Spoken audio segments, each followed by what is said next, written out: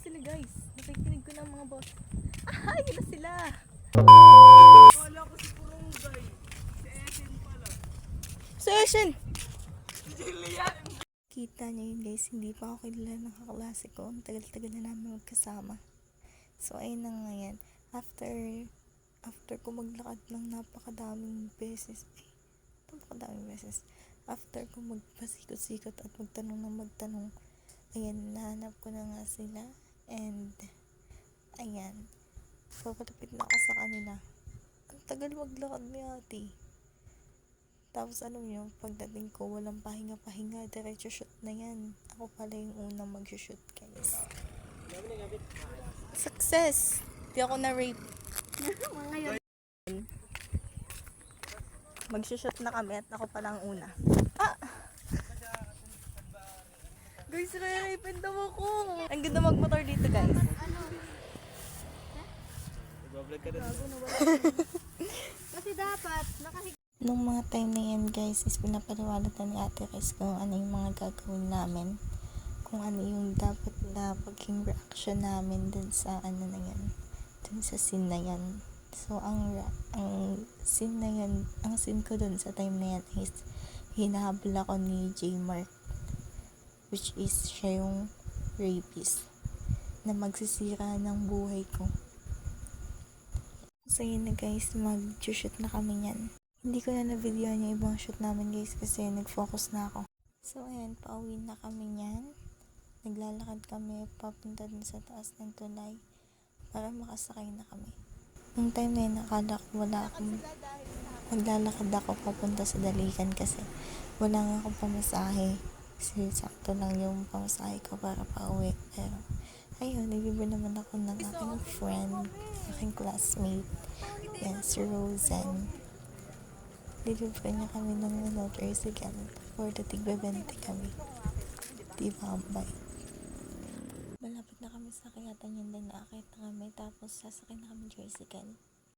Tapos nakasakay na kami guys, kasama ko si J. Mark. Tapos solo na ako nan pauwi dahil wala akong kasama.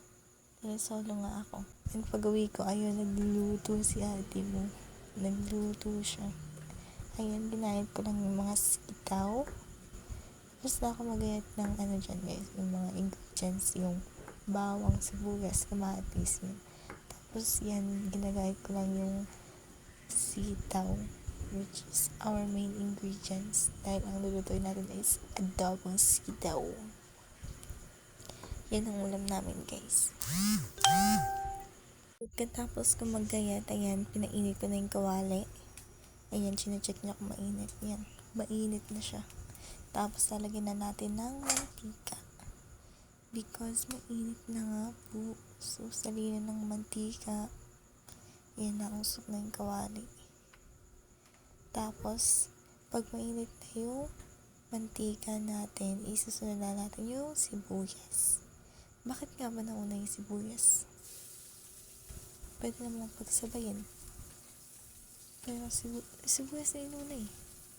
Tapos ayan, hinalo-halo lang hanggang lumabas yung kaluluwa ng sibuyas. Kaluluwa. Tapos sinunod natin yung bawang. Inuna natin yung sibuyas kasi mabilis masunod yung bawang. Yan. So, isasangkot siya lang natin. Ihahalo-haloin lang natin hanggang sa maging golden brown yung ating bawang. Ayan. So, susunod na natin yung kamatis. Adobong sitaw na may kamatis. Hindi ko din alam bakit may kamatis. Ayan. Hinalo-halo natin hanggang sa lumabas yung katas ng kamatis. Ayan. Ang tagal niya nga halo-haloin yan. Diba? Charis. Kasi yung dinurog niya. Para nga lumabas yung katas. Pag luto na yung kamatis guys, nasunod na natin yung ating sitaw. Ayan, tapos halo-haloin lang natin.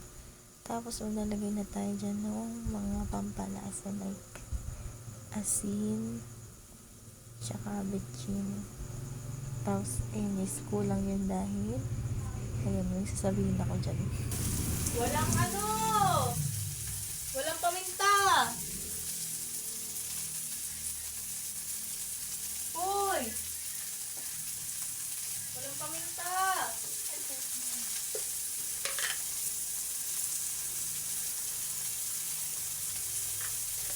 Teka, lang paminta.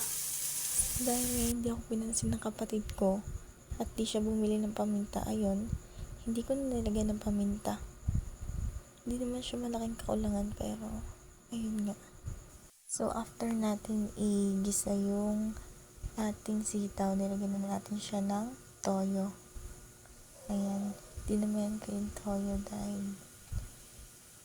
ewan, basta natin siya ko lang siya guys. Nilagyan natin siya ng toyo. Tapos ayan, kahit na naman maging lasa niyan, go lang dahil kami lang naman din yung kakain. Arte pa ba? Tapos after natin lagyan ng toyo, maglalagay tayo ng tubig. Ayan, lagyan natin siya ng tubig para may sabaw. May sabaw tayo dahil kaya nga ako nagluto din para tayo may sabaw, diba? So, yan. Pagkalagay natin ng water, syempre, ilulubog natin lahat para sabay-sabay silang maging malambot. Maging malambot? Ayun. Sitaw lang yung pinapalambot. Tapos nilagyan na natin siya ng asukal. Tinansya-tansya ko yan guys. Tapos nilagay din naman lahat. Diba? Kaano-kaanohan. Dami ka naman sa buhay.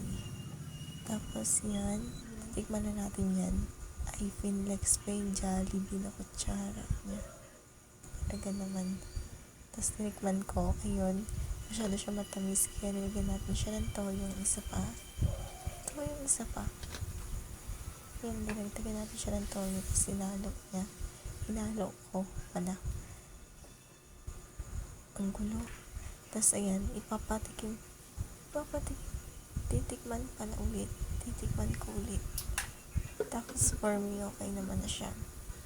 So, ayan.